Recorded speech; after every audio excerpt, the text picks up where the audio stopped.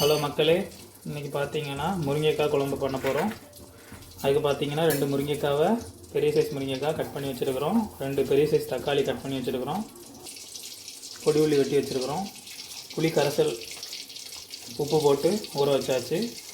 இதில் பார்த்தீங்கன்னா என்னென்ன மசாலா ஆட் ஆகிருக்குன்னு பார்த்தீங்கன்னா தேங்காய் அரை மாதிரி தேங்காய் ஆட் பண்ணியிருக்கிறோம். வத்தல் பொடி 2 ஸ்பூனு, மஞ்சள் பொடி 1 ஸ்பூனு, சீரகம் ஆட் பண்ணியிருக்கிறோம். அது போக பொடி உள்ளி இவ்வளோத்தையும் போட்டு அரைச்சி மசாலா ரெடி பண்ணி வச்சுருக்கிறோம். வாங்க ஃப்ரெண்ட்ஸ், எண்ணெய் சூடாகிடுச்சு, கடுகு போட போகிறோம். கடுகு ஆட் பண்ணுங்கள். இப்போ பார்த்தீங்கன்னா பொடி உள்ளி ஆட் பண்ணியாச்சு. நல்லாவே பொரிஞ்சு வந்திருக்கு. கருவேப்பிலை ஒரு கொத்து கையில் போட்டுருங்க. அப்புறம் பார்த்தீங்கன்னா தக்காளி 2 தக்காளி வெட்டி வச்சுருந்ததை ஆட் பண்ணியாச்சு. 1 ஸ்பூன் உப்பு போடுறோம். உப்பு போட்டு நல்லா வதக்கி விடுங்க. நல்லா வதக்கினாலே சீக்கிரமாக வெந்துடும்.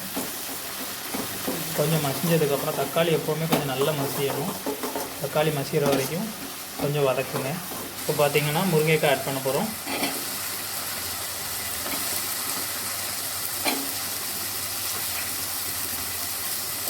முருங்கைக்காய் ஆட் பண்ணிட்டு கொஞ்சம் நேரம் வதக்குங்க.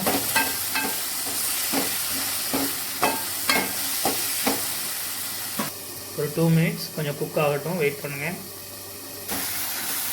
பார்த்தீங்கன்னா நல்லா வெந்துருச்சு. முருங்கைக்காவும் ஓரளவு நல்லா வதங்கிருச்சு. இப்போ நம்ம எடுத்து வச்சுருக்கிற மசாலாவை ஆட் பண்ண போகிறோம். ஆட் பண்ணுங்கள்.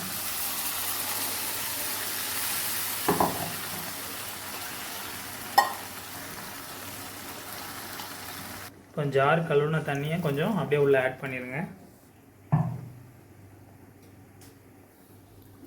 கிண்டி விடுங்க. லைட்டாக கிண்டி விட்டுட்டு கொஞ்சம் கொதிச்ச உடனே புளியை ஆட் பண்ணிடுங்க.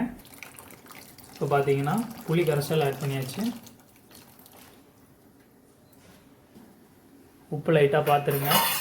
இந்த டைமில் உப்பு பார்த்துட்டிங்கன்னா பிரச்சனை இருக்காது. கம்மியாக இருந்தது அப்படின்னா தேவைக்கு தக்கன உப்பு அரை உப்புனாலும் சேர்த்து போட்டுக்கோங்க. இப்போ உப்பு நமக்கு கம்மியாக இருக்கனால ஒரு அரை ஸ்பூன் போட்டிருக்கோம். குழம்பு நல்லாவே வெந்துருச்சு. எண்ணெயெல்லாம் நல்லா பிரிஞ்சு வந்துருச்சு. லைட்டாக உப்பு பார்த்துட்டு ஓகே அப்படின்னா நம்ம தாராளமாக இறக்கிடலாம். தேங்க்யூ.